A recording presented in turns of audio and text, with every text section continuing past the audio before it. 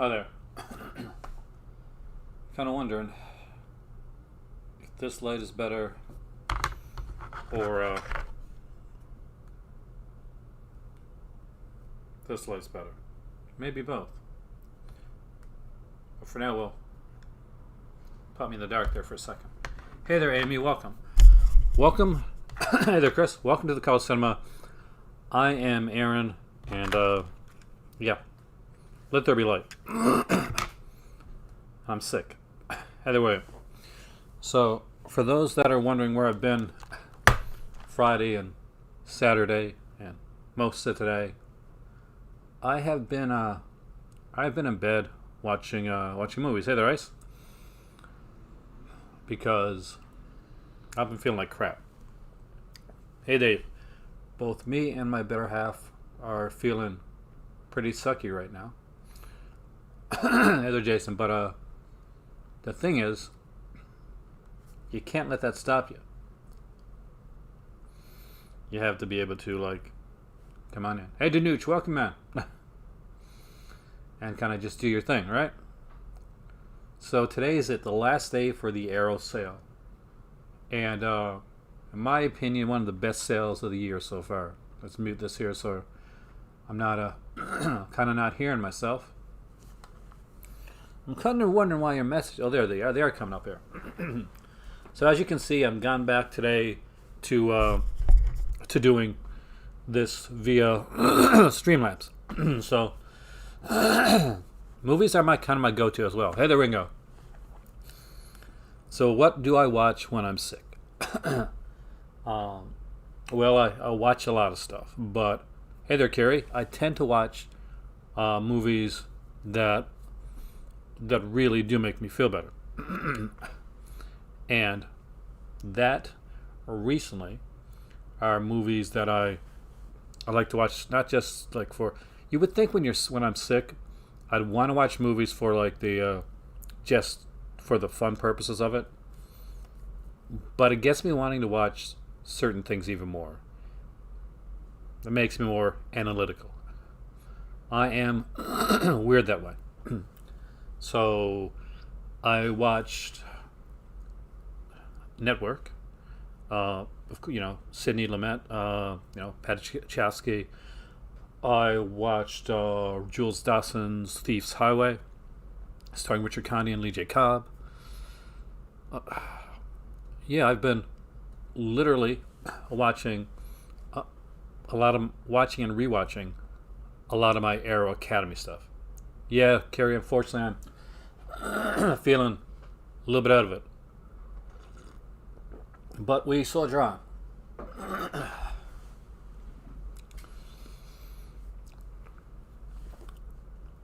And tonight's the last day. It's the last day of the sale. So hey there, Chris. Welcome, man. So I want to talk about a lot of stuff. I want to talk about the recent Criterion announcements. I want to talk about the other recent announcements. But this is kind of the last day, and I do apologize, of the sale. But more so than that, Arrow Academy shutting down, being folded into Arrow Films.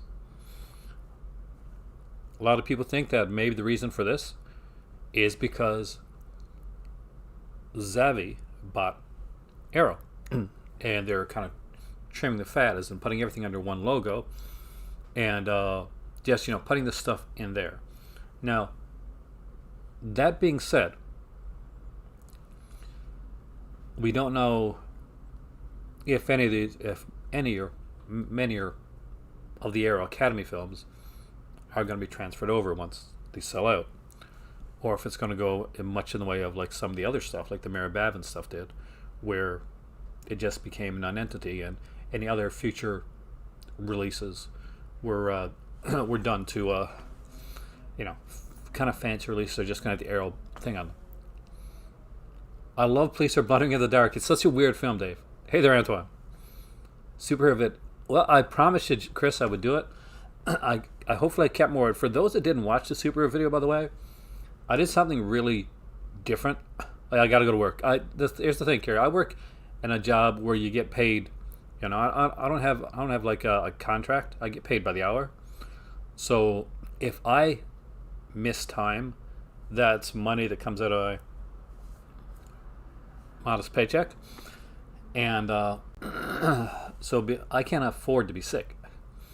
There's no time off for me. There's no getting like sick time. If I took sick time, I would not get paid. And to get paid during sick time, you have to know you're going to be sick ahead of time and take time off and do it like a holiday. So that really sucks. But yeah, so yeah, I did the Super video differently. I did it in 4K with 4K. I did it with that for a reason. So you haven't watched it because you said, "Oh, I'm not really sure. I'm not really like superhero films that much." Well, are you interested in like 4K and 4K adaptation? Are you interested in Blue Underground? All those things are talked about and answered in my heroic Blue Underground video. So if you pass it by because you thought, "Oh, this is just a superhero collection video," I try to keep myself on my toes and hopefully keep you on your toes. So it's layered like that, as Ben Stiller would say in Extras. The Buddhist box, yeah, it's part of Aero Academy. And there's the thing, AME. These are things that you may not see. And why get rid of the Aero Academy label, like per se, if they're keeping everybody? They just want to uniform it a bit more. There is in my opinion, and I might be, you guys can let me know what you think. There's a certain prestige to the Aero Academy label in much the way there is for, let's just say, Criterion, or a BFI, or a Master of Cinema release. Thank you, Jason. I wanted to do something different. That's why it took me so long to do it. Well, there's the thing.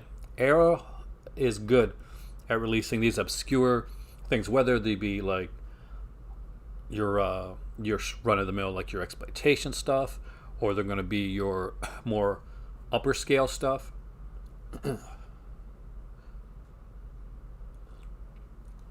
Oh man, I know. Hey there, Trash. Welcome, man.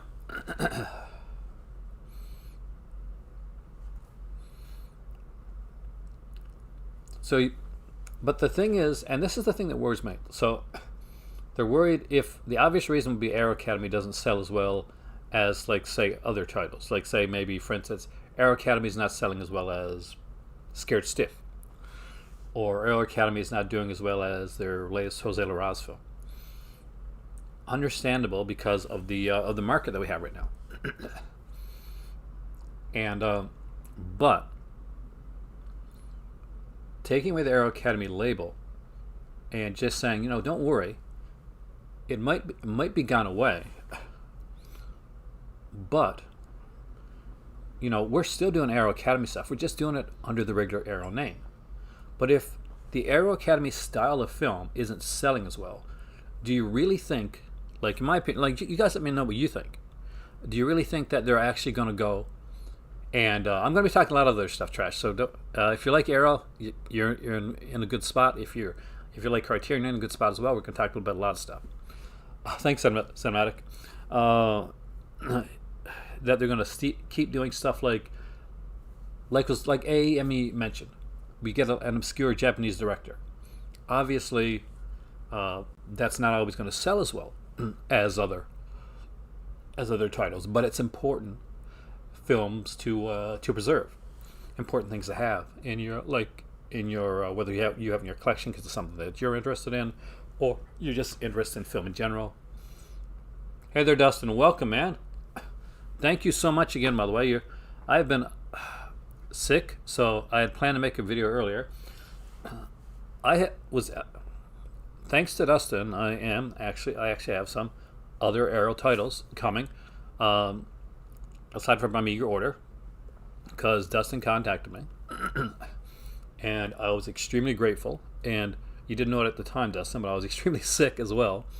So when we were conversing, I was hitting like the kind of like I was just getting the big brunt of the sickness. So I was like emailing Dustin back and forth, and I barely remember I was only after when I looked at it that I know what I typed, because I was feeling under the weather.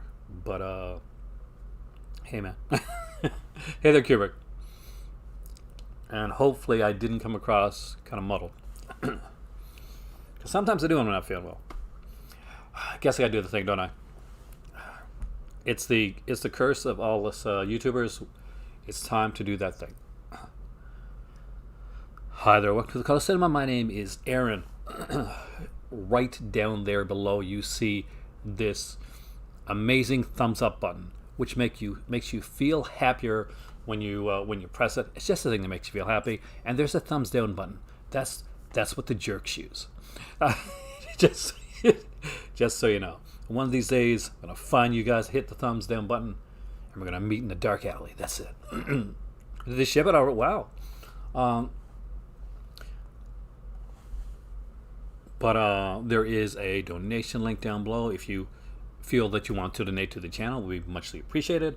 Like, share, and subscribe if you're on this channel and you're not subscribed and you like what you're seeing.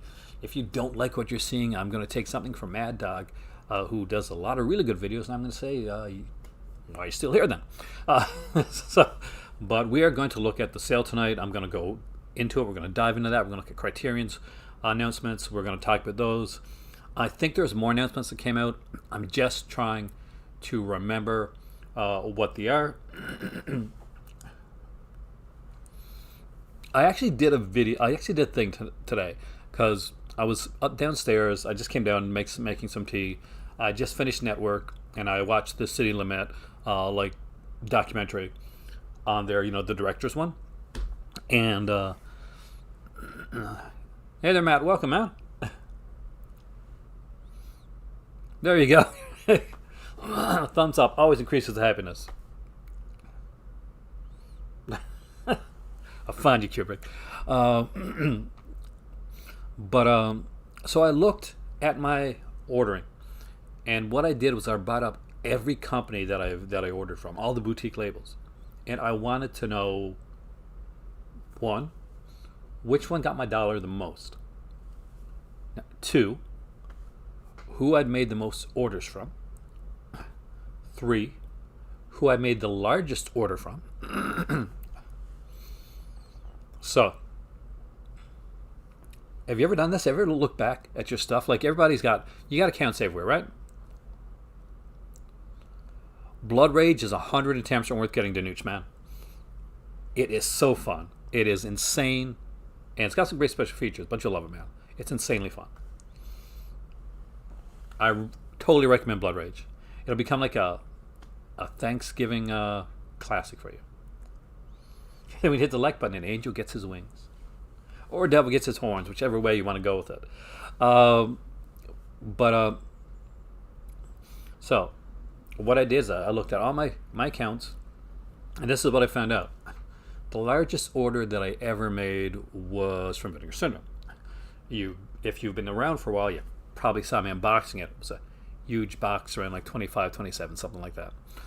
That's the largest one I've ever made. The most purchases I've made from any company has been, drum roll please, Heather Griff, Arrow Video, by a large margin, which makes sense because I probably have more Arrow in my collection than I have anything else. So, and I look back, and it's the company that I've looked at the longest, though I don't talk about them as much anymore.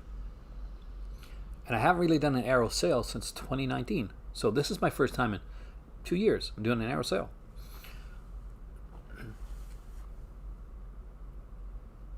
I don't know. The Blu-ray forums being down does. I'll be honest with you, man. There's some people on that on those Blu-ray forums that almost makes me want to joy buy stuff.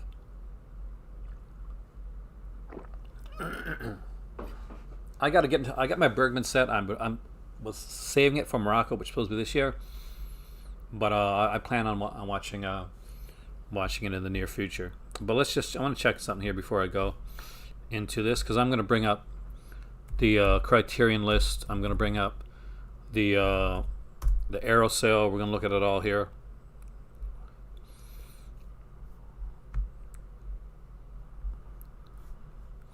So right now, just let's go to the July pre-order.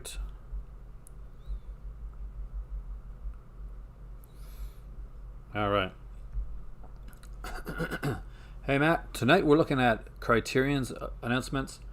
We are looking at Arrow, and I'm looking at you guys to let me know what dominates your collection. And Dave G said there that Vinegar Syndrome, as of right now with 138 titles, dominates his collection. Iceman said Arrow is the most represented company in his collection. Oh, thanks. This is my, I think, Garth Ennis. Gotta remember. Is it Garth Ennis? Garth Ennis, Punisher, Marvel Knights.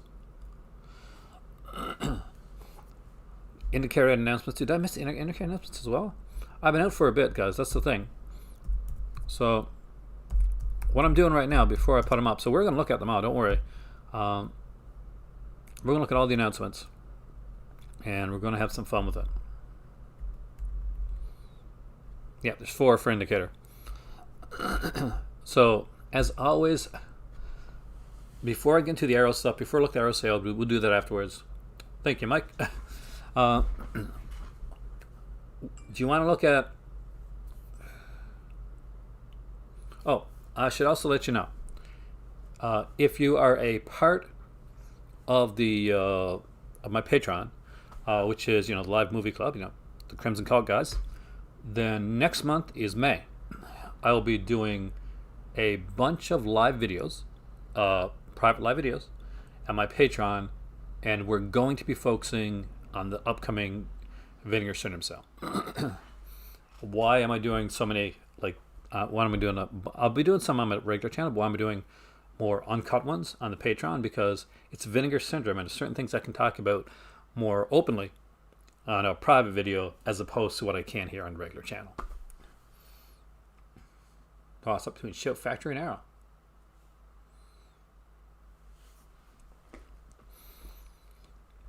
So, are you ready to look? You want to look at Indicator first? You want to look at Criterion first? What do you want to look at first?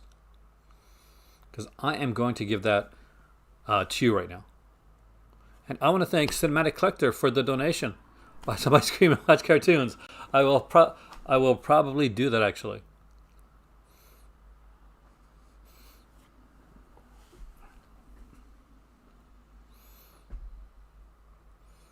Because, well, maybe as soon as I feel good enough to go outside again.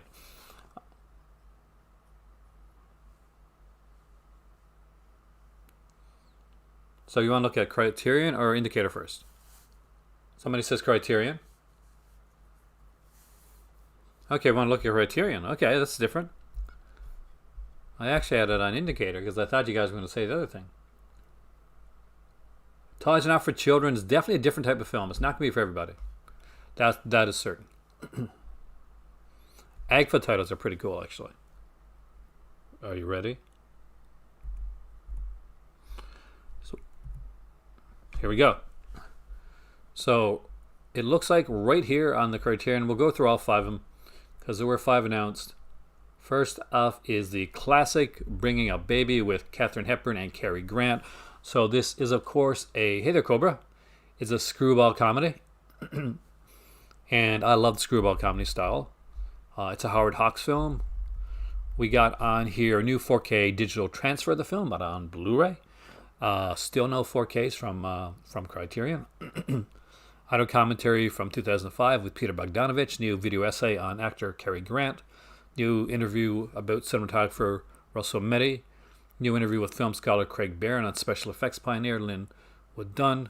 New selected scene commentary about costume designer Howard Greer. Howard Hawks' A Hell of a Good Life, a 1977 documentary featuring the director's last filmed interview. Audio interview from 1969 with Cary Grant. Audio excerpts from a 1972 conversation between Hawks and Peter Bogdanovich. Trailer, and of course, English subtitles for the deaf and hard of hearing, and an essay by critic Sheila O'Malley.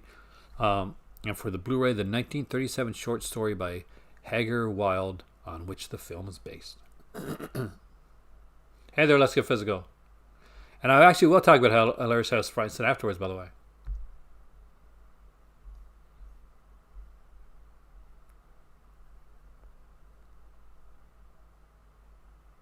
Memories of Murder will be delivered to... Wow, you're getting your stuff fast, man.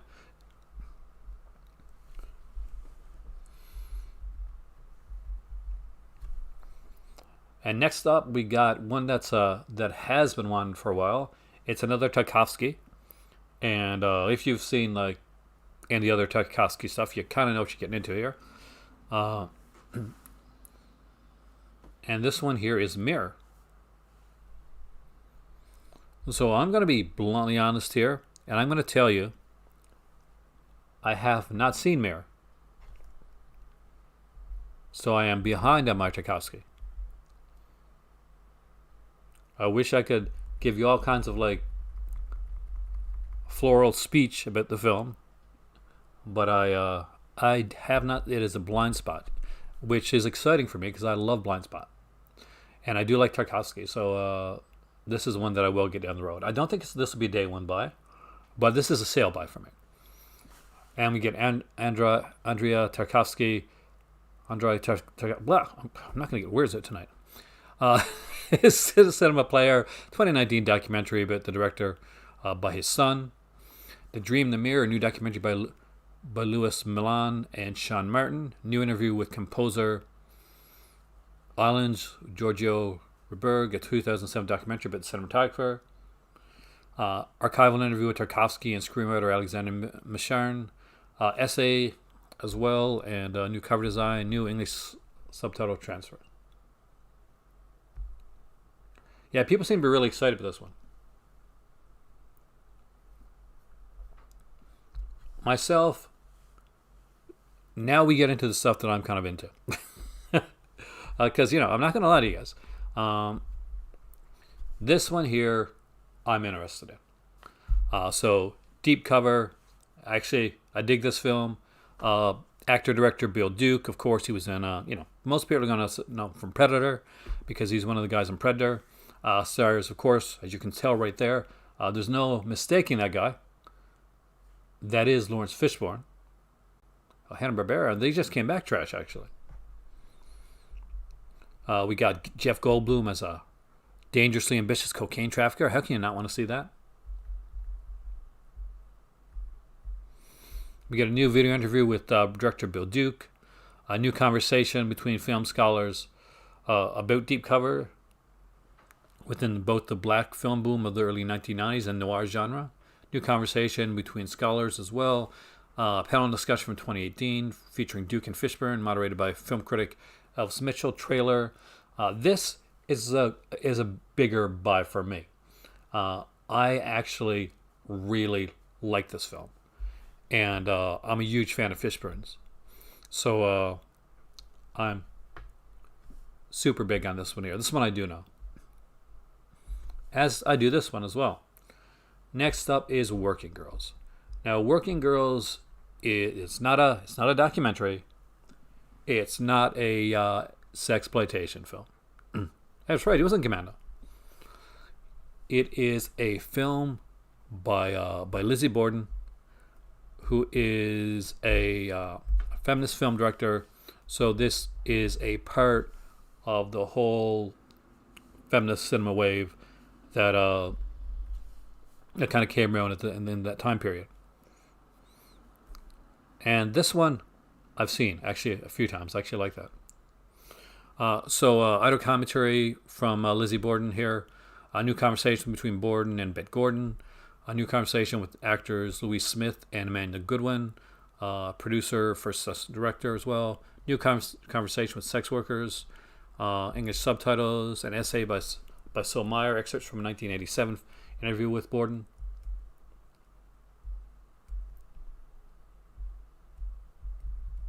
And basically, for those that don't know this one, because there's a few people I'm guessing under that this is a blind spot as well. So basically, it's like this. Sex work is portrayed with radical non-judgment in Lizzie Borden's immersive, richly detailed look at the rhythms and rituals of society's most stigmatized profession. Inspired by the experiences of the sex workers, Borden met while making her underground feminist landmark, Born in Flames, also a really good film actually. Working Girls reveals the textures of a day in the life of Molly, a photographer working part-time in a Manhattan brothel as she juggles a steady stream of clients, balances nurturing relationships with her coworkers, the demands of an ambitious madam, and above all fights to maintain her sense of self in a business in which the line between the personal and the professional is all too easily blurred. So, Thunder is a great one to upgrade. So again, deep cover is a certainty for me. Sex workers, Working Girls, also another one that I'm going to grab. And this one here. This one here intrigues me as well. And I don't know if I've seen this. I like Jane Birkin. But I don't know if I've seen this film. And my better half is here, not here. So I don't know how to pronounce it right. So I'm going to butcher it and say La Piscine. La Piscine. It's one of those things. So we got Alain Delon, Rami Schneider. They were actually a couple around 10 years before. They were broken up 10 years before. I have seen some of Liz Borden's work. Yeah, I like it actually, but it's been a while, Matthew. Not sure if I like everything, but like what I've seen has been okay.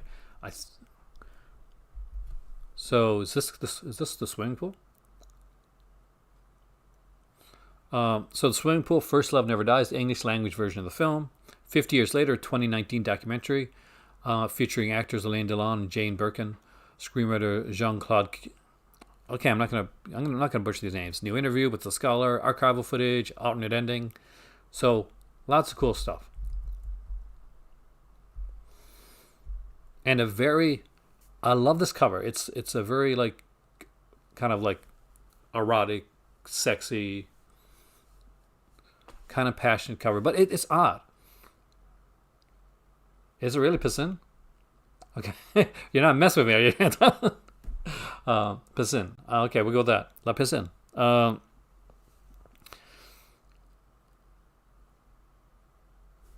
Because swimming pool in French. Thank you. See, this is how bad I suck at French. So we got the girl, and she looks, in the throes of ecstasy right here. But look at the guy, right there.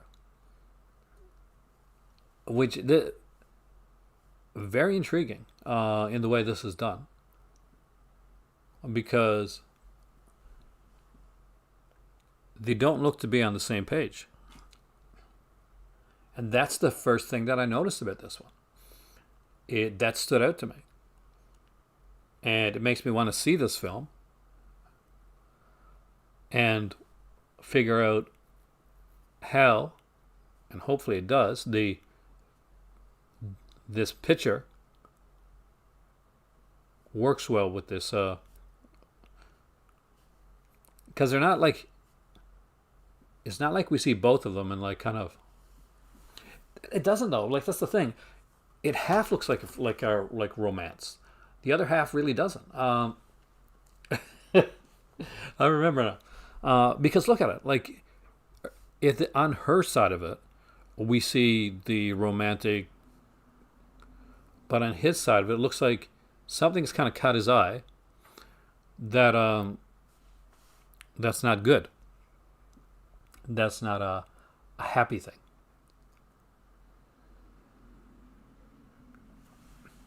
And that intrigues me. I know it's a silly little thing. I know it's not a big thing. Oh yeah, I love the kind of the ripple design with the S. But that intrigues me. See, he doesn't though. Like look at him seriously. Is that like honest? Is that how you look like when you're having fun? You know what I mean? he looks like he's looking like his attention is elsewhere.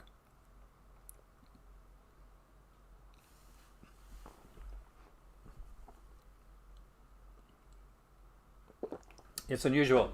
Who knows? Maybe I'm reading too much into it, but that's how I see it.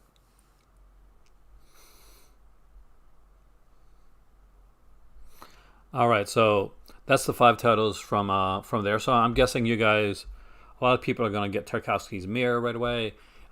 First up for me is Deep Cover. Then Working Girls, La Piscine, and Mirror, Bringing It Babies, definitely want to get down the road as well. But let's dive into Indicator.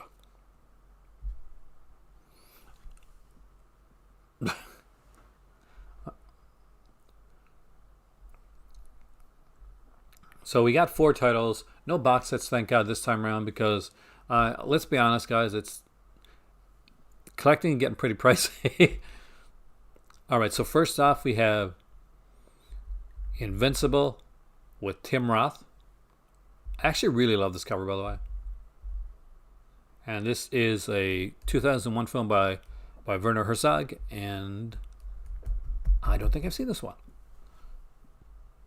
I actually think I missed out on this one.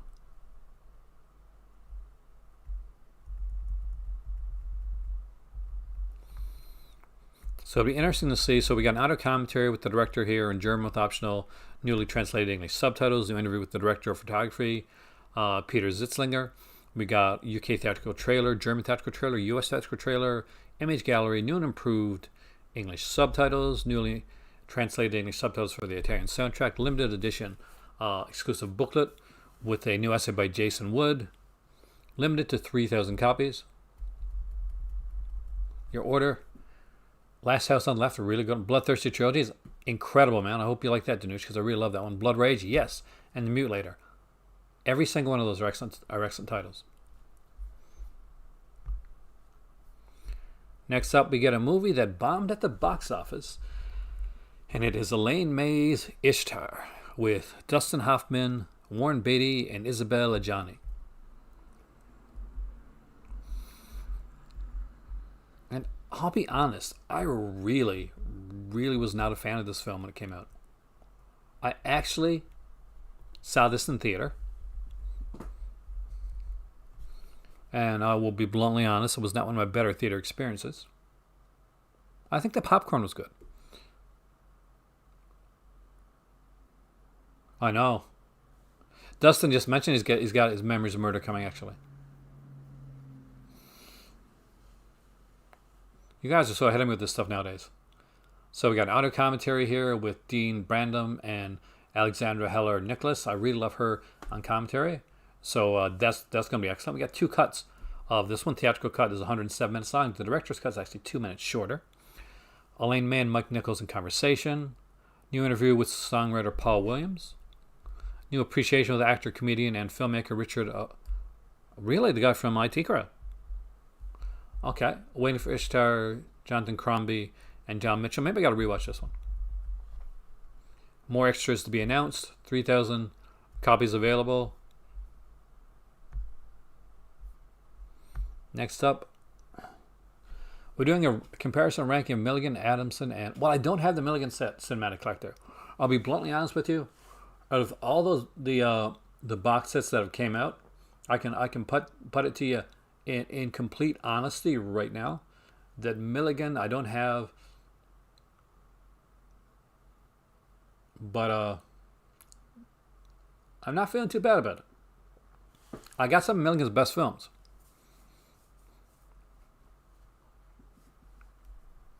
Now, Master Chaos TV has been doing the Milligan box set. He's doing like I think a disc a night type thing.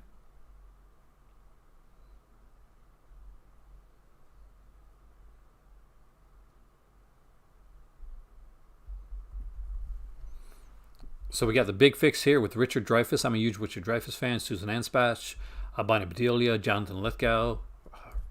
Incredible cast. Fritz Weaver's in there.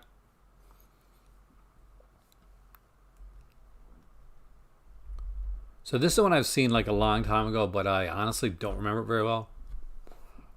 But I went through a period where I just engulfed anything Richard Dreyfuss. I watched anything Richard Dreyfuss. Audio commentary with Little White Lies, editor David Jenkins. New interview with director Jeremy Paul Kagan. New interview with novelist and screenwriter Roger L. Simon. Theatrical trailers, image gallery, TV spots.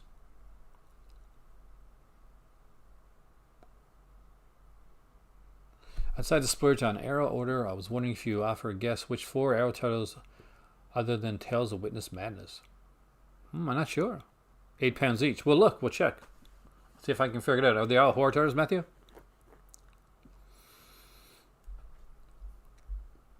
And I think there's one more here, and it's a George C. Scott film. The Bud Boddicker set is really good, Barrett. Love this cover. This is probably my favorite cover of all the Indicator ones this time around. And this is, of course, a Mike Nichols film. 4K restoration for this one. Selected scene commentary. I'd rather full commentary, but selected scene I'll deal with. New interview, archival interview with screenwriter Buck Henry. Archival interview with Leslie Charlson. Archival interview with Edward Herman. Right with that trailer commentary. Limited edition booklet.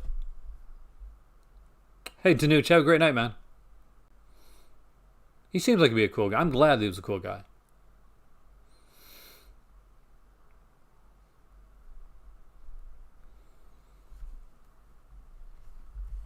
But overall, nothing too exciting. I mean, there's a couple there I wouldn't mind having. Day of the Dolphin, Big Fix. I do kind of remember the buddy system. Nobody has that one anymore. That's a shame. That's the thing. There's so many of those little movies, video store, that that a lot of people just don't notice. Like they just fall through the cracks.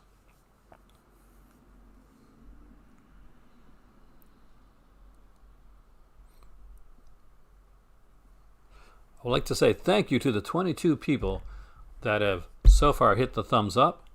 I don't want to say screw you, you cowards, to the 2 people that hit the thumbs down.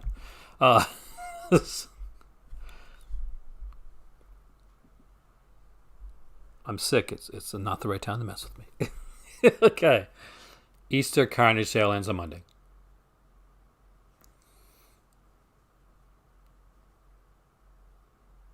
Go with exploitation. All right. So I'm going to go by release date, I guess, here. So there's a classic Trip to the Moon, which is such a quality little like order film to check out. After Midnight, I think, without looking into it, is this the one that's done by the guy that did The Battery? So, because if I'm correct, After Midnight's the one where the guy's girlfriend leaves him. And there's like he starts to hear this monster at the other side of his door.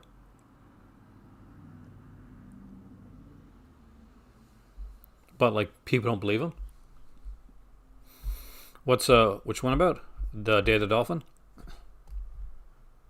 It's been a while. Let's do this really quickly. I know this is one of those. There's a scientist who is teaching dolphins to speak but finds himself embroiled in a shadowy government plot to assassinate the U.S. president. So there you go. A dolphin with an assassination. And here we see there's the Buddhist trilogy right here. I recommend, guys, if you want to get some of this here, like Arrow Academy stuff, start shoving it in your cart. Like it says,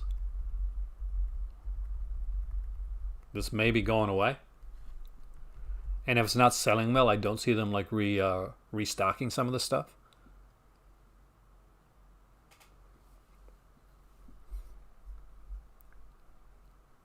And personally, if I want the Academy titles, I don't want them with the Arrow video. I want them with their original Academy logo.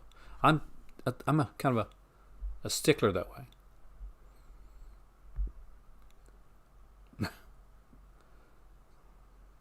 Hey, Dungeon, welcome, man. But I think I'm not sure if anybody like knew or not, but I'm pretty sure After Midnight is the guy that did the Battery, and I really did like the Battery for this guy.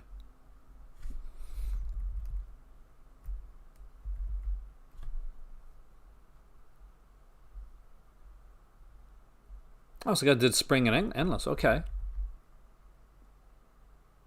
Why did I think the Battery?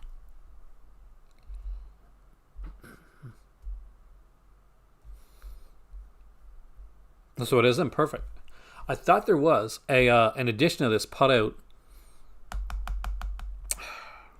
a while back. Maybe it's sold out, but wasn't there an edition that had the Battery on it as well? All right, so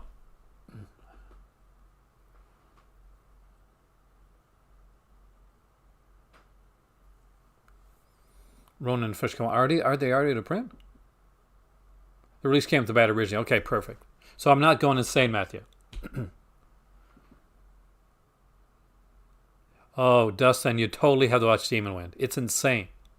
All I'm going to say is this. Do you like Kung Fu magicians?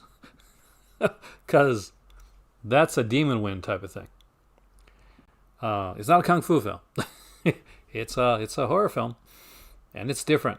And I loved it, actually. I love that film. So one of my favorites from Cronenberg is Crash. Like pretty much everybody else, this is the Crash to get. Grab, if you can do it, grab the 4K. Much like the this is a very sexy cover.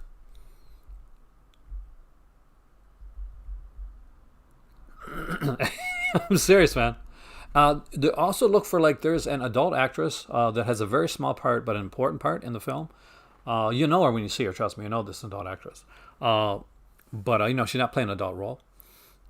But you'll just something to look out for.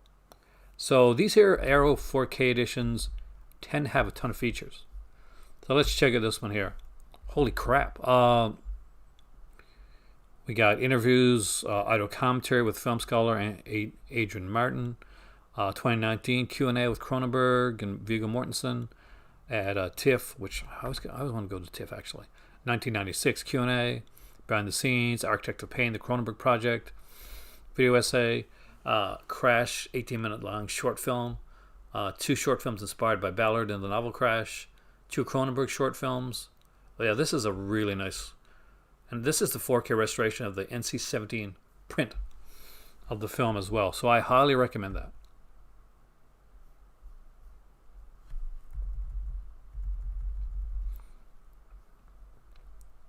As well as, I can give this one a fairly decent recommendation too, is that I don't have, is Graveyards of Honor. Now, Graveyards of Honor, the original is directed by the guy that did Battles, Beyond, Battles Without Honor and Humanity, and the remake of Graveyards of Honor was done by Takeshi Mikai. So if you're a fan of both those directors who have very, very different styles, that's for sure, then this is both of their take on this story. So I'd expect a much more, for lack of a better word, a more of a dragnet, kind of a drier style to the first Graveyards of Honor, with more of a maybe over the top or uniquely different style from Miki, and definitely recommend that. Thank you. Is that the right director? Did I get the right director, AME? Because you would know. This is the guy that did Battles Without Honor and Humanity, right? Yeah, they're Yakuza films, so they're just, they're the Asian mafia. So yeah, yeah, you're right.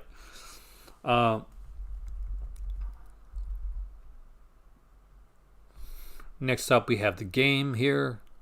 The Woman, however, I recommend if you can get the Canadian edition of The Woman, you'll get the other film that goes with it called The Offspring. This is Tremors Blu-ray, but I would recommend if I've got a 4K system, you're going to want to upgrade to the 4K of Tremors. But if you're just on Blu-ray, then Arrow is still the best way to get Tremors. And we have some other stuff here like Blue Spring, Legend of the Stardust Brothers, that I don't know a lot about, so I can't actually talk a lot about them. But if you see anything here as we're going through. So I'm not too sick that I'm messing things up, Amy. That's good. King of New York Special Edition Blu-ray.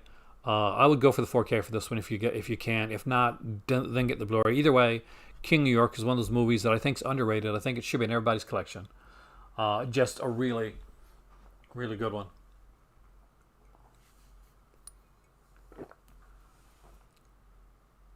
There's no Blu-ray for Black Metal is My Life, is there? Well, not that I know for anyway.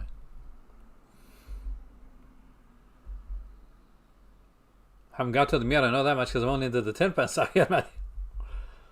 We got Burst City here, Lake Michigan Monster, which I'll be honest with you, I don't know anything about Lake Michigan Monster. Looks like a regional horror film. The Sheltering Sky, and for those that have not seen it yet, here's a dark one. Cold Light of Day. So, Cold Light of Day is a film. It was recently kind of not the film, but like the story, because this is a true crime story about the British Jeffrey Dahmer, Des. Recently redone, like the story's redone with David Tennant, but this is an earlier version of this one. Right now, I've only got King New York on DVD as well, actually. So this is Cold Light Day is an interesting one. It's a dark one. If you like true crime stories, this is going to be an interesting one to watch. Yep, King of New York is Christopher Walken. And I'm a huge Christopher Walken fan. Actually, Christopher Walken got his start in Lumet, and got his first big role from Sidney Lumet. American Horror Project Volume 1, 100%. All three of those films are money. Really fun films. Is it true that Canadian uses synthetic polymer plastic to make their banknote money? We do our money very differently than it looks like real money. I think so. We have a little security strip in it too. I used to work at a bank actually. American Horror Project Volume 2. Again, both these American Horror Project volumes are solid, are extremely solid. So if you want to get some actual seriously quality regional horror stuff, American Horror Project are quality regional horror. I can't believe I didn't like King of New York. Actually, I can, but because it is such a good film. Beyond the Door, here is of course the Arrow edition of that. This is a really good. If you don't have any of these, the Camera Obscura set is actually really, really good. Dennis Nelson, yep. Otherwise known as Des. So the British Jeffrey Dahmer. Actually, I don't know if I've seen all Cold Light of Day, but I need to get that. I think we will see American Horror Project Volume 3. But I think we should have already seen it. Let's be honest, Dave, those box sets that they came out with, those director-centric box sets, those should have been American Horror Project box sets. They should have been. New Zealand's notes are made in Canada? I did not know that. But the Camera Obscura box set is really good. I'm not even going to try to pronounce this dude's name. It is Abel Ferrer. It's one of Abel Ferrer's best films, in my opinion. Not as good as Addiction. Addiction is my favorite. But, yeah, I'm going to say it. Addiction is my favorite. But you get some great stuff here. So let's look at. So you get his short films and animation. Godot, Isle of Love. Blanche, Immoral Tales. I love Immoral Tales. And The Beast, which is actually a fun film. Way more fun than you think, actually. And this is, of course, an Arrow Academy box set. So if you want to grab yourself an Arrow Academy box set before there's no more Arrow Academy box sets, there's one right there. There's the standard edition of Creepshow 2. They did have the limited edition, but that's sold out. You got the 4K of King of New York, Cobra? I'm jealous, man. Hagazusa. Um, did you get this one, Matt?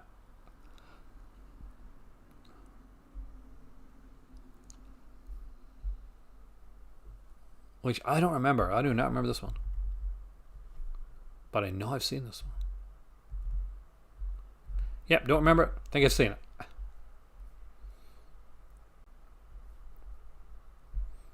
Audition is such a good film and such a great like steel scening, like portrayal, like cameo for Chris Walken and Addiction as well.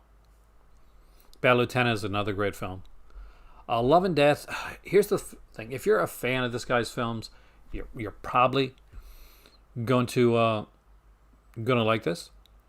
Like if you like what's Toto King or Necromantic, then definitely one to check out.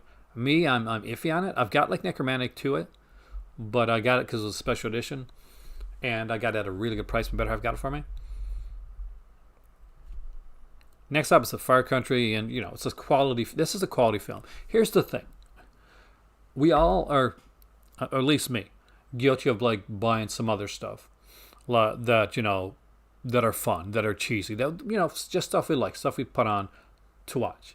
And Arrow's got a bunch of that stuff here, but Arrow does have, out of all the companies that I'm going to list here, and I am going to include Criterion in this, Arrow's got for me, the highest quality, like film level quality, of what they put out, because they have quality on all sides of the spectrum, whether it be like Annabelle Ferrer film,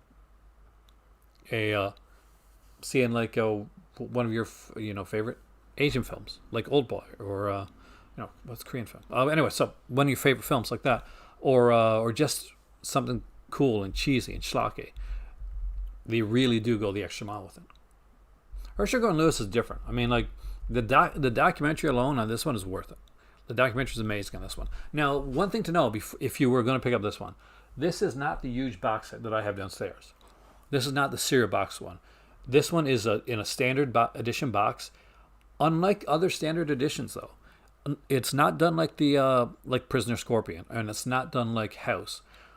It is actually a thin, like kind of. Remember when Scream Factory did those flimsier box sets? Well, that's what the Herschel Gordon Lewis Feast Standard Edition is like. It's a nice looking set, but I have to let you know, it is a flimsy box set. Warning from Space is a kind of a fun, cheesy one. Actually, I like that. I keep looking for ones I think that Matthew might have picked up. Little Nothings. The Deeper You Dig. Actually, this has 2 films on it. So I always look into that. No, this Warning from... You're thinking of a different one, which came out from Scream Factory. Dungeon. Warning from Space is actually a Japanese film. It's kind of super cheesy fun.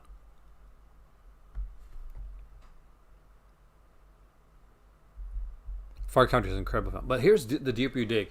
I have not seen this. I was looking at the trailer of this one, and it looks stressful, but it looks really good as well.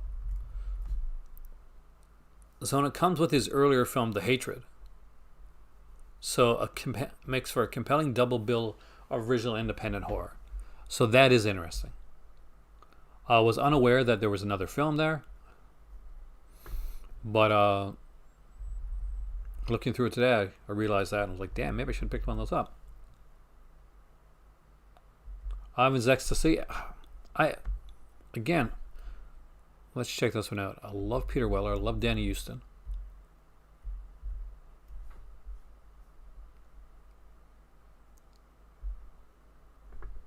This one is on my list. The ones I need to get as well.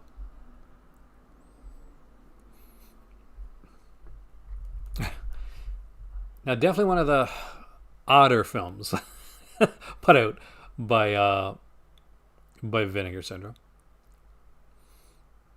is this right here. The Comic, probably one of their lesser selling films as well. It's a limited edition. It didn't come out too long ago. It's £8, and it's all right.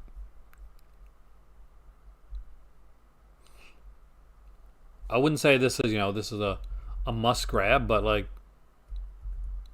for like a cheaper title, like if this was in a 5 on another sale, I might grab it.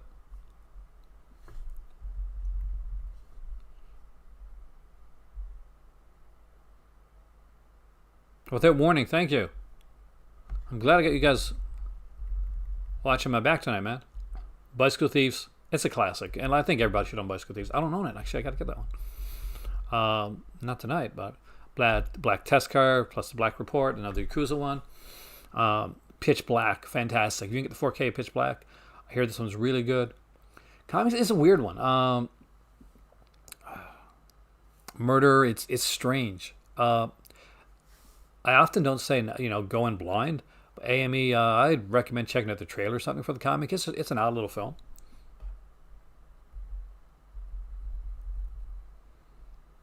Have I passed any of them yet, Matthew? Have I missed any that you got? So we got The Last House on the Left edition here, of course. If you didn't get the big edition that they put out before, this is the other one. Am I getting Kuno's 4K of The Good, the Bad, and the Ugly? Down the road, I hope I'm getting another package from Kino, a review package. But I'll be honest with you, I have not heard anything back from Kino in over 2 weeks, and I'm a little concerned. So,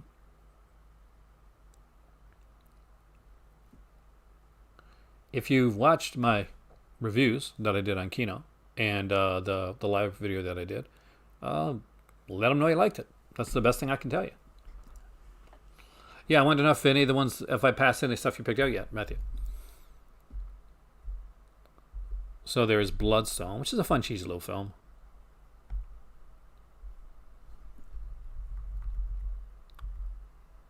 Four film noir classics. This is actually a pretty good one. £25 actually is a good price for that. Hiroshima. Exorcist 3 is right here. Ronnie Walken. Not really well, actually. 3 films by... Not going to get the name.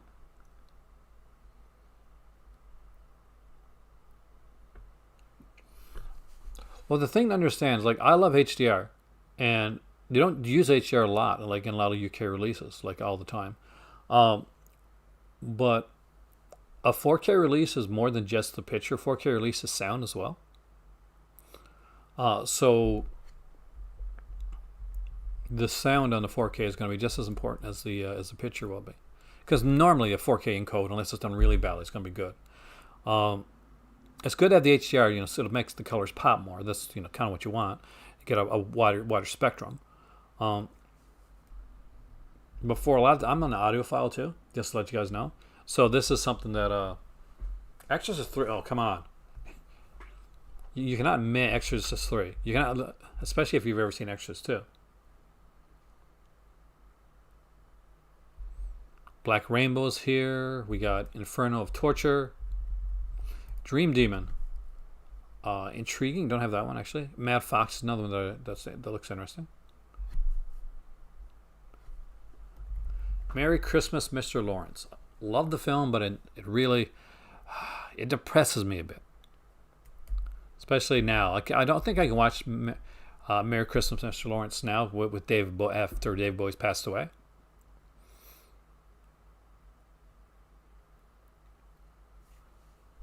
I'm sure I'll get to them, man.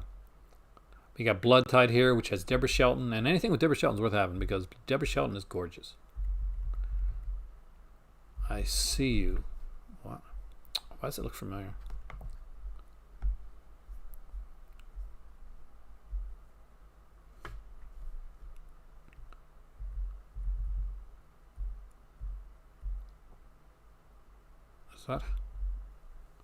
Is that Helen Hunt?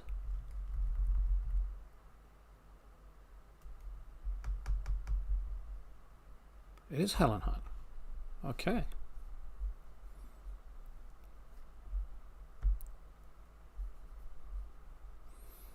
It's another one I need to buy. Gia Janka. Janka. Gia Janka. Thank you, because I'm horrible at pronunciations. I really appreciate that, by the way. Oh, yeah, it's Nika Masterakis. Like, Blood Ties, anything Nika Masterakis, guys, pretty solid, pretty safe with most of the stuff there. I really like this one. I watched this one on Shudder. I don't own it, but it's Empty Ink. Very good title.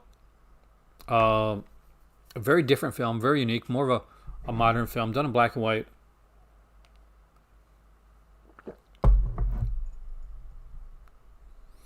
And kind of a Twilight Zone-ish thing.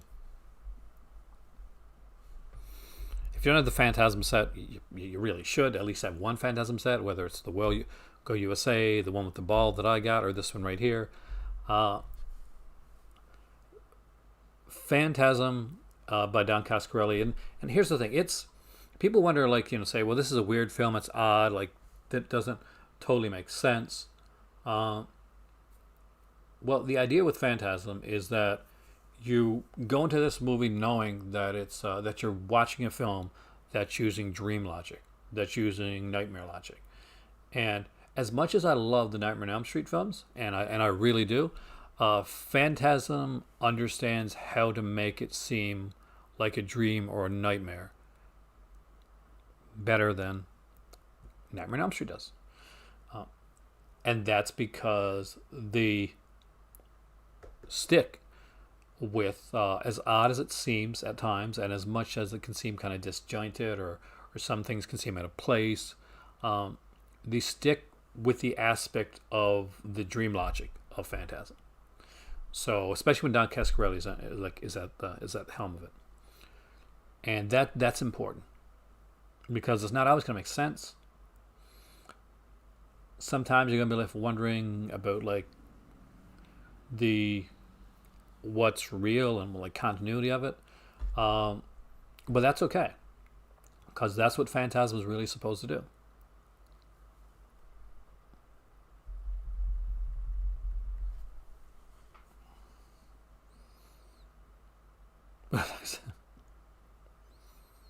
Yeah, I think so. I'm not quite sure if this is going to have, like, the same, like, flimsier box set. I don't talk much political stuff. You can ask it, but I can't promise I'm going to answer it, depending on what the question is. It doesn't matter if you like Nightmare on Elm Street more. Like, you can like Nightmare on Elm Street more.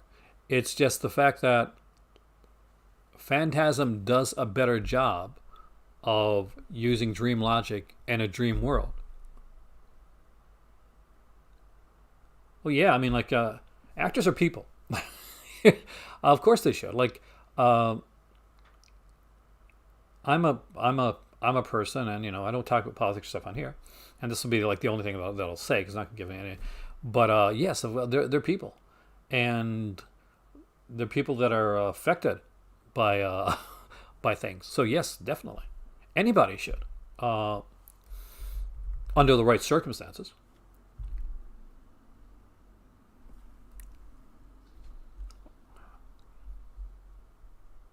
Eric Romer's 100 Comedies and Proverbs Special Edition. This has, I think, 5 films on it.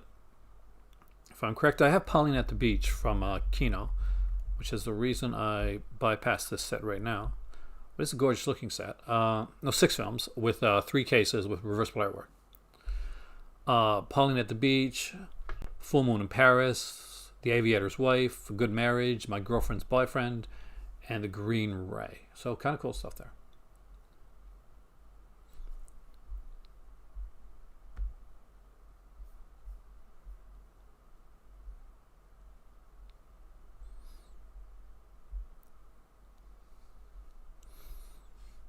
That's saying we can all talk about it. I think anybody's opinions can be corrupted, but often they aren't.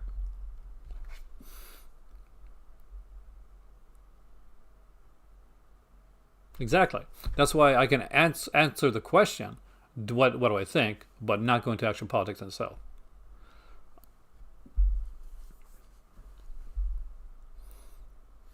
I just think it's silly when people say, well, they can't say something because they're an actor. They can't say something because they're not from that country.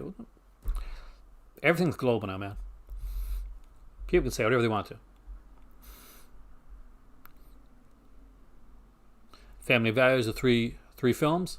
Actually, a really cool one. Fear and Loathing Las Vegas, a favorite of mine. Which one? Did you grab money? Did you grab Fear and Loathing?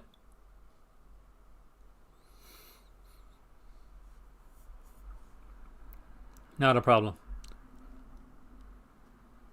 Because Fear and Loathing is a really cool one, man. And as you know, he's my spirit animal. For those that don't know or that are newer here, I did journalism. That was the first thing I did when I was in college. But I was not interested in like the straightforward.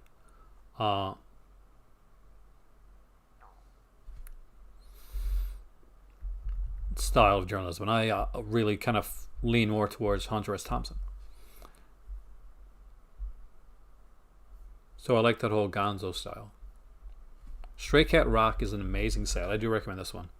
I don't have the Taisho trilogy, but again, one I would love to have down the road. Anything? I really don't know, to be honest with you. Now, when they had the limited edition version, I'm sure there was, because limited edition had like a poster and all that stuff as well. But I don't see anything here that says like new on it, as so probably very similar.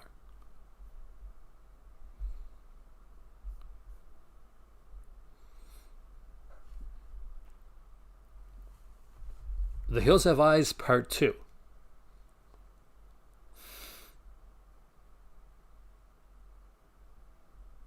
Oh, Arnold. Hills Have Eyes Part 2.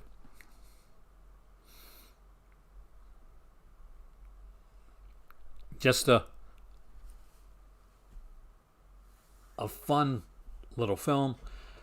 Is it the best sequel ever made? No, not even close. Not even a great sequel. But here's the thing.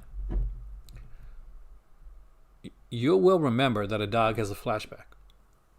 The Prey, this is one I really want, actually. The Prey is a great little film.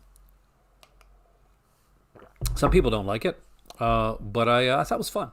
I remember the old cover on on the VHS was actually really, really cool. Now, this is one that I do have coming, is Nico Mastorakis' The Wind. I love The Wind. And I'm a huge fan of Nico Mastorakis.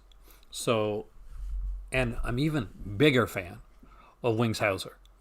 And this film has all those there. So, we got, if you haven't picked up this one up yet, here's one I strongly recommend for you guys. Definitely recommend I recommend The Wind.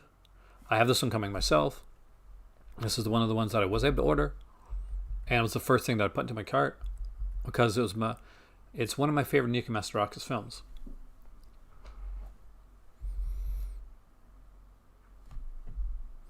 So we got Kansas City here, which is it's a fun Robert Altman film. Oh man, I'm glad it's got a good transfer because I don't have that one. One Missed Call trilogy. Highly recommend this one as well. I really like the One Missed Call films, and I think a lot of people sit on these. Voice Squad, Ramrod, man. Gotta love Ramrod. What a character. So, Deadly Manor, another fun one. I really like this. I watched this one with my dad a long time ago. And it was the 80s era of Jose Larraz. So, it's a different style of Jose Larraz film as opposed to what you're used to seeing in his earlier work. It's definitely more slasher-centric, a little bit unique and unusual. I've done a room tour. I'm eventually going to do some different type tours. Actually, my movie library is a mess right now, but I'll do it eventually. That's like here. I'll do a room tour here when everything's straightened away as well. Well, mine only got. I doubt mine's going to come. One, it's coming from England. Attention. Two, I only ordered it not that long ago.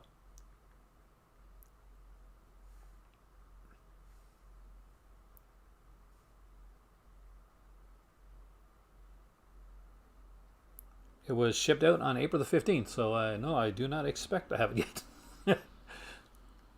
Actually, I'm going to get into the Bowling Green one as well, actually. Deadly Manor is a really cool film. Daniel Isn't Real. This is another one I recommend. As you guys know, I talked about this with Jamie when I had him on doing the conversation. And this is one that Jamie Blanks is a big fan of. Me too, actually. This is a really good film.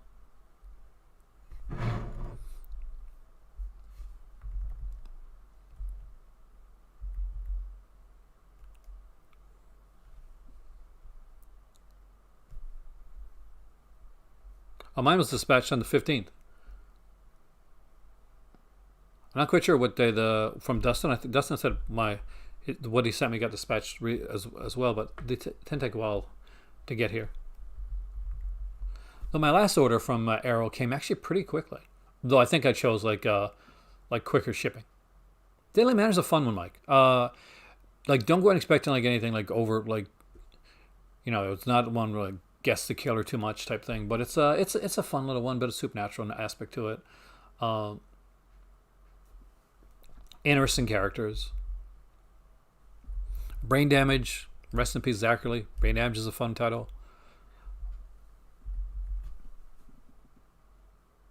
Well, Blue Underground is sticking with certain type of release. You saw I know you saw my video because you mentioned it. And I actually talked about Blue Underground titles there as well.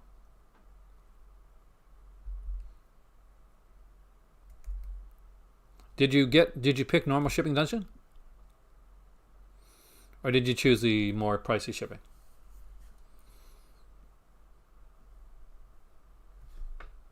So Evil Ed, if you like kind of cheesy gore fest type stuff, definitely recommend run that one. Black Angel, again, it's Dan Duryea, and I love Dan Duryea. So did you pick either one of those, man?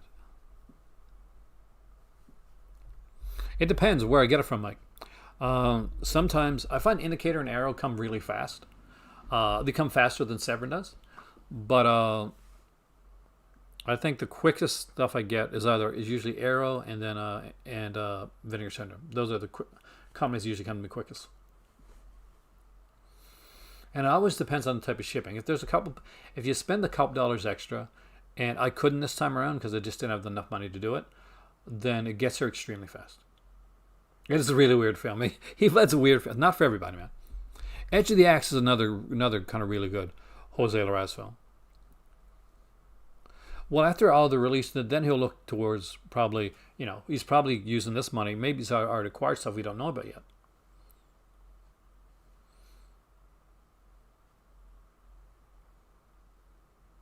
I think it depends on the film. You can't just say soaked in 80s nostalgia and just stop it there. In the 80s, things were soaked in 60s nostalgia. But if it's done well, it doesn't matter what the era is. It's a good film. You just go on whether it's a good film or not. If I was going to do a film right now, if I was going to do a horror film, for instance, would I set it in the 80s? I would set it in the 70s or 80s for sure. Because, in all honesty, when you set it in a modern time, you tie your hands a lot. And, when the car doesn't start or your phone goes dead, that makes a lot of sense when you're setting a film in the 80s or the 70s or the 60s, whatever. When your cell phone doesn't have service or something, it gets a little bit more ridiculous, actually. So that's just me, though. That is cool service. That's good service from Criterion Kubrick. So there's one I wanted. The Vengeance Trilogy. I don't have any of these, actually. I used to have one of these, actually, on DVD. What I set a film early 90s. Very early 90s. I wouldn't go too late in the 90s for it.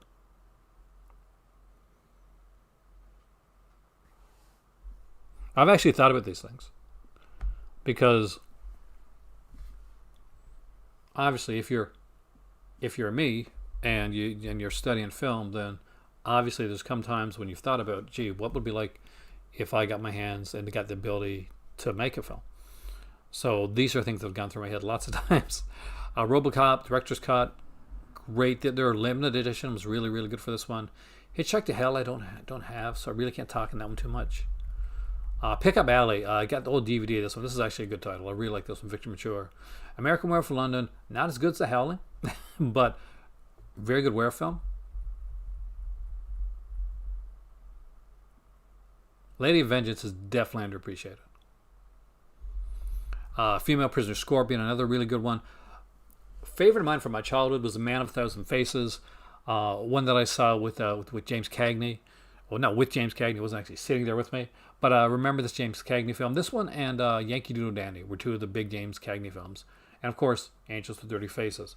But yeah, I had a very different James Cagney experience than a lot of people. But yeah, this one kind of hurt my heart a bit. I liked it. Satanic Panic, one of the more modern films that I actually really enjoyed. This was a fun film.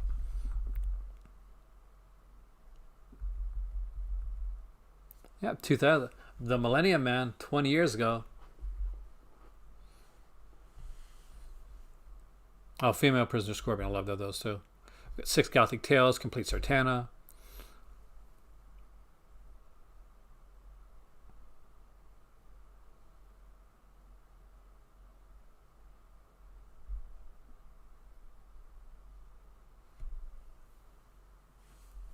Any good features on The Man of a Thousand Faces? Crimson Peak's a great film.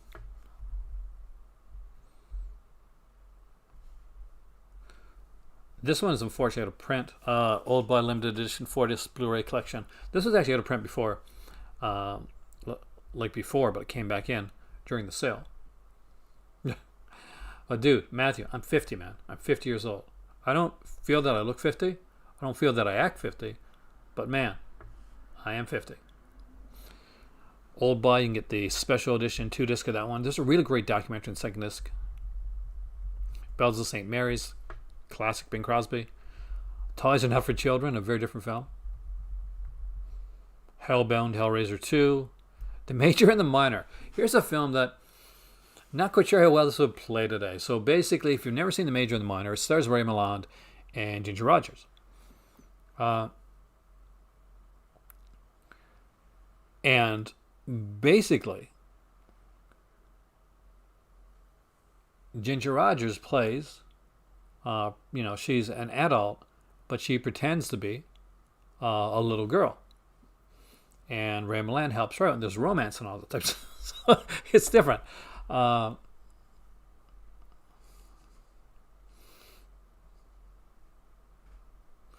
there's Dark City with, of course, Charlton Heston, Cruising, which is a fantastic film. Being John Malkovich, really had fun with this one. It's Crime and Punishment. 50's a new 35. I'll take that, man. Lords of Chaos. 16 Candles, and of course Weird Science, 2 John Hughes classics. Hold Back the Dawn. Chill Factor. I love this cover. Who does not love this cover? This is one of the greatest covers they've ever put out. Oh my God, look at this. This is awesome. You thought I was in my late 50s? Well, I do take offense, Dave, man.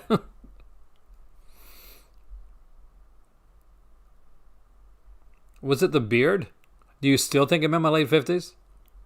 Most of the time, I get the opposite.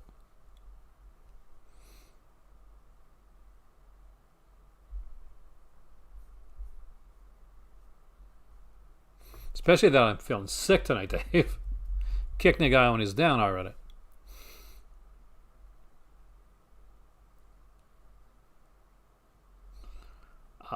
Bring the Head of Freddy Garcia. Again, fantastic. I'm not sure if this one has the documentary, though. Because there was a limited edition, and I...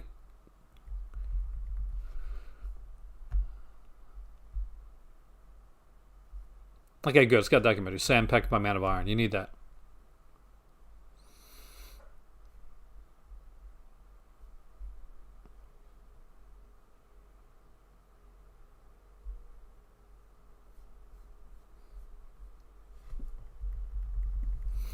FM, I haven't seen in a long time. But I did really enjoy the soundtrack. I had that on. I bought this old used to have this record player and it had an 8-track on it, and I had the one for FM. So this is Krzysztof Kozlowski's Decalogue. I had the limited edition version of this one. What documentary? The one, there's a Sam Peckinpah documentary on Bringing the Head of Alfredo Garcia, which is Sam Peckinpah Man of Honor.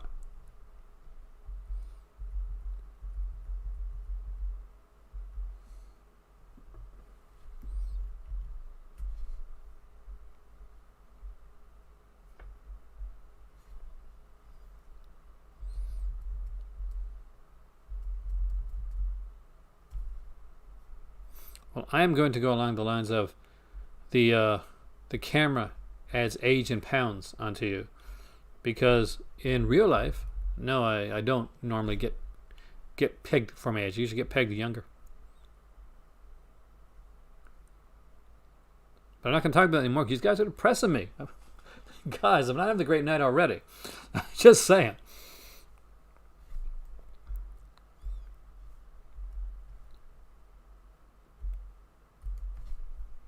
So we got Candyman here, which has a ton of features on it.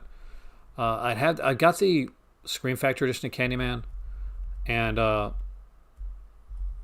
have to check the features, see if they're the same, but I'm not quite sure. But I do like this art better though.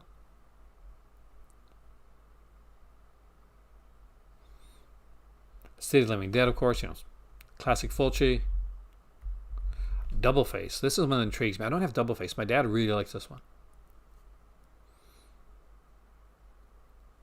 Hey there, Dirk. Dirk has the VHS podcast, which you all should be listening to, by the way. It does some great stuff.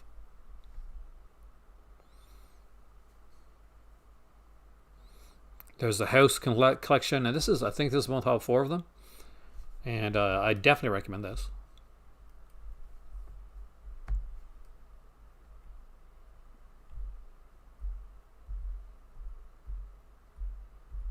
Thank you, DJ. I appreciate that, man.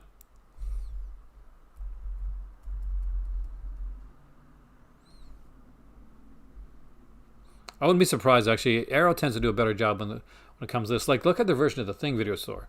Way better than the version that Scream Factory put out.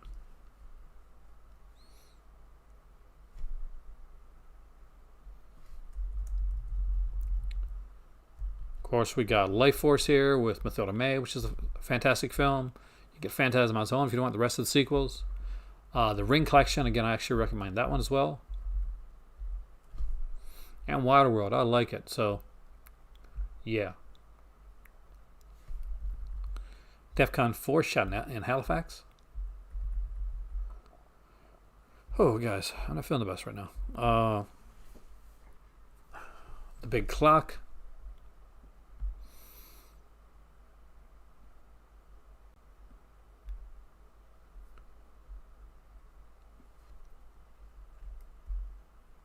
Trapped Alive is a cool title. The Annihilators is the one that I didn't know was there until actually today. Didn't really look at it that much. I think most of these here, these Black House ones are sold out. Yeah, out of stock. Devil's Night. They must have been had either limited supply of those, or they just didn't. They just really sold well. Because they had the bunch of European titles.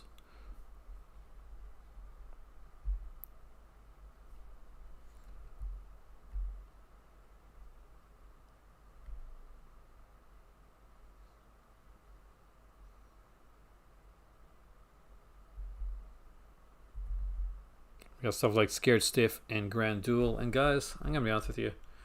I am not feeling the best. So we are unfortunately going to have to cut it short. All right. I am Aaron. I'm not feeling well.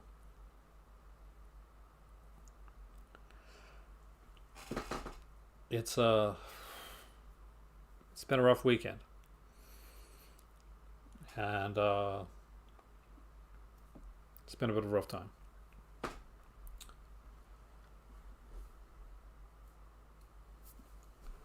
So hopefully I will see you guys here again soon. Thank you everybody that thumbs up the video. Thank you, Cinematic Collector, for the donation. You have no idea how much is needed right now, especially when I'm not able to come on as much as I normally can. Hopefully I'm feeling better, and hopefully we'll be doing a video really soon. If you are a part of the Crimson Cult, the Patreon one, then thank you so much, and you'll be getting some live videos coming up really soon, especially during the month of May. We're going to be doing a whole like series of ones for the Vineyard Cinema. So have a great night, guys.